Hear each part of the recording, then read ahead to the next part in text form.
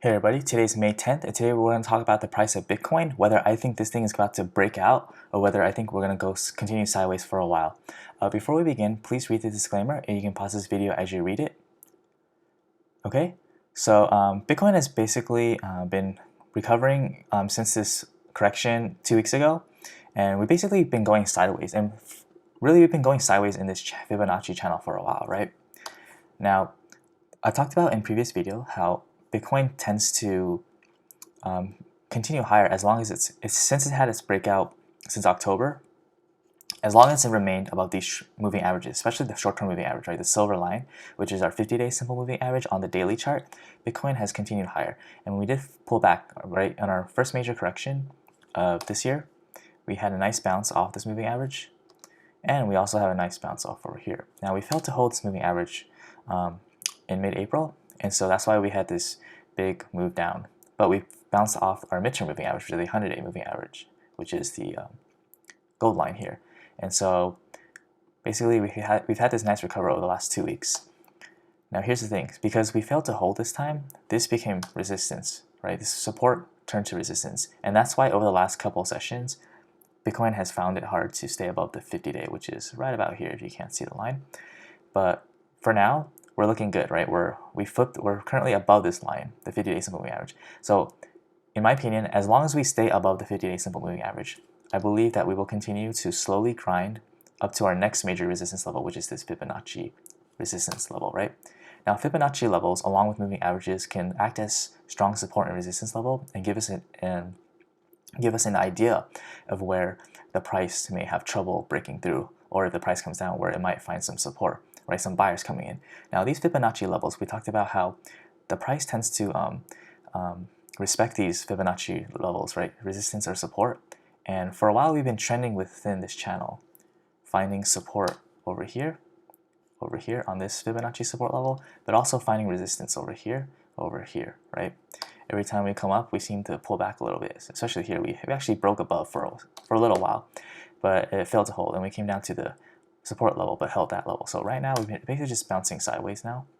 And we're getting to a period where Bitcoin is starting to get a little bit boring, right? And I want to tell you why that's not necessarily a bad thing, because the thing about Bitcoin is we talked about in previous videos how Bitcoin tends to move in these sort of like cycles, right? Where Bitcoin tends to have these impulse moves up and it kind of goes sideways for a while. It gets really boring. Impulse move up, pull back, sideways, right? In the bull market, right? And this is 2015 all the way up to 2017. So right now we're in a bull cycle right now. We basically had this bear market in 2018, and then we bottomed here, and then we also had another bottom here. But in the meantime, we were basically sideways for a little over a year, right? And then we had this massive breakout starting from last October. And right now we're in another period of consolidation. And in our previous video, we talked about how this is referred to as reaccumulation, which is something we can look at in retrospect if this thing does end up breaking out, right? Right now we're just consolidating, but we look at in retrospect when we have these big impulse moves and then sideways. These are reaccumulation periods, right? And these are periods where if you're a buyer, you can add to your position here, or if you're just getting new into the market, you're a new buyer. These could be good periods to buy, right? These are periods where there's very low volatility, where it's very boring, and there's more action going on somewhere else. And a good example right now is that Bitcoin has basically been going sideways for a while. And there's a lot of action going on in like Dogecoin, right? It's been going up a lot since as Bitcoin has gone sideways. It's been making spectacular gains, right? Thousands of percentage in gains. Same thing with Ether, right? Ether or Ethereum has basically been breaking out, and it's at new to all-time highs as we speak. And since Bitcoin has been going sideways, Ether has gone up more than double, right? As Bitcoin has gone sideways. Now, this is not necessarily a bad thing, and I want to talk to you about this point, is that usually if we look at the past, the last time we had something like that happen, right? And was around this time. Let's look at this chart, right? Of course, we had the pandemic that crashed the market. Then we had this huge impulse move up, right? Nice recovery.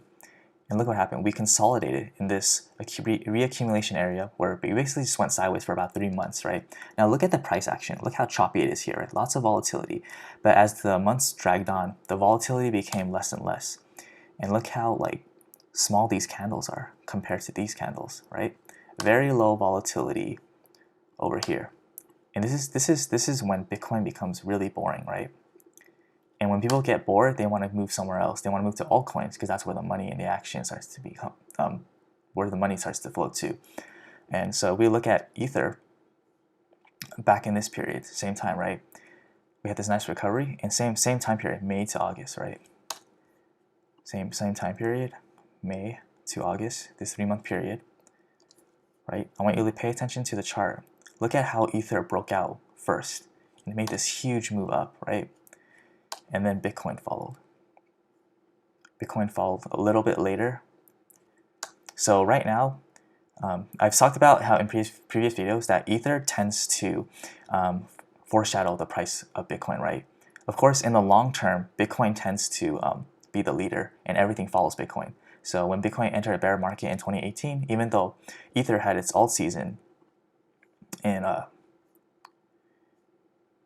early 2018 over here, it ended up following Bitcoin to the bear market, right?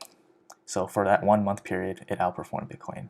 But in the short term, Ether tends to lead Bitcoin in terms of foreshadowing impending price movement, right? So the fact that Ether is pumping up like it did here, right? Very similar.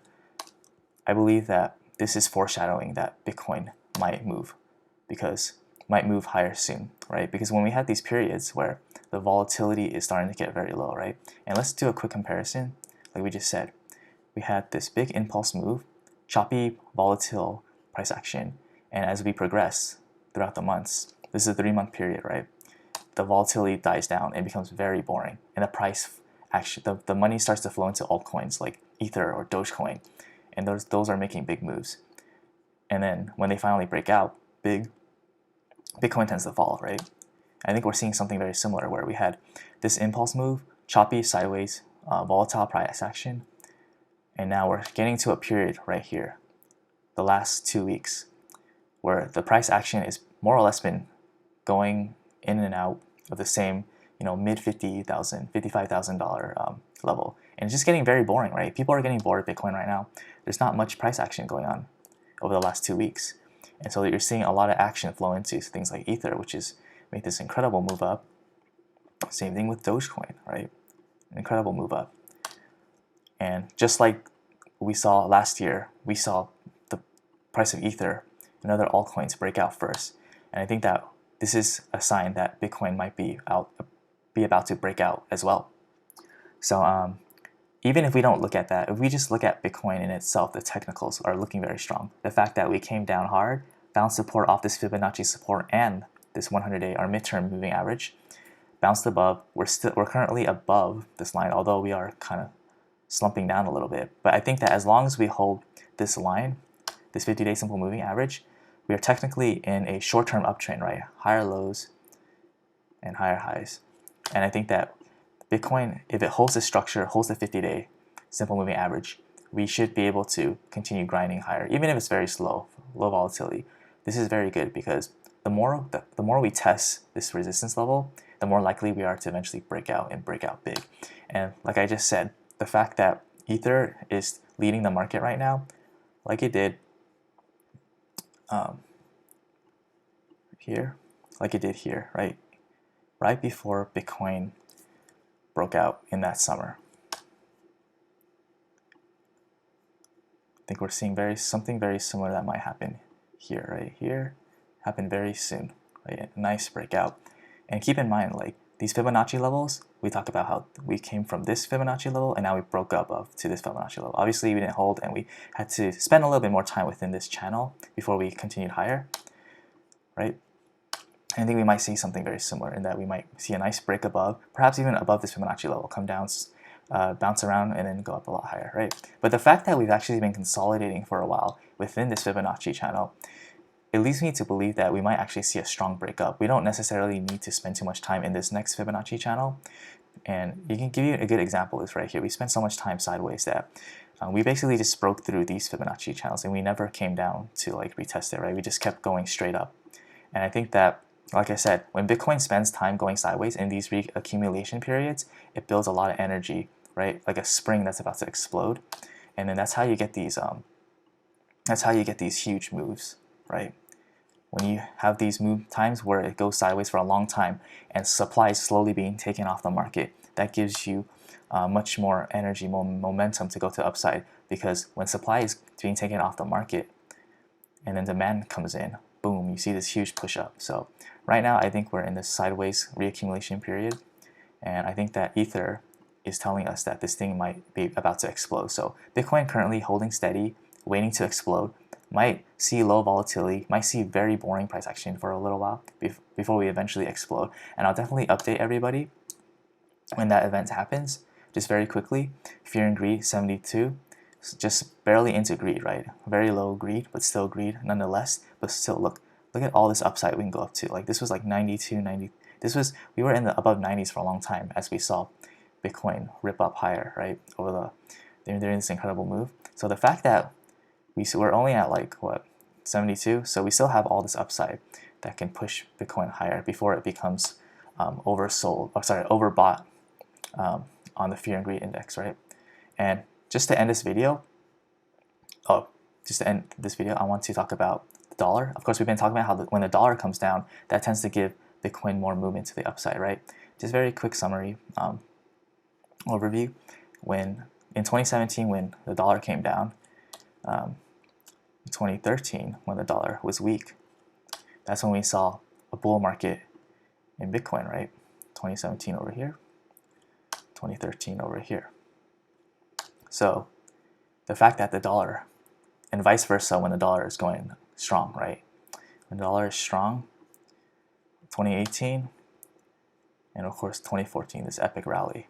Of course, we had bear market, right? 2014, 2018. So the fact that the dollar is still coming down pretty hard, I do expect this, and also Ethereum as a leading indicator, also the fact that we've been going sideways. I think there's just so many signs that we're about to break up higher, right? It's just a matter of when. When is that going to happen? I know I said that I was going to finish with the dollar, but we haven't looked at the oscillators yet. So just really quickly, oscillators looking really bullish. The MACD finally crossing into positive territory. I want to see this momentum go up, right?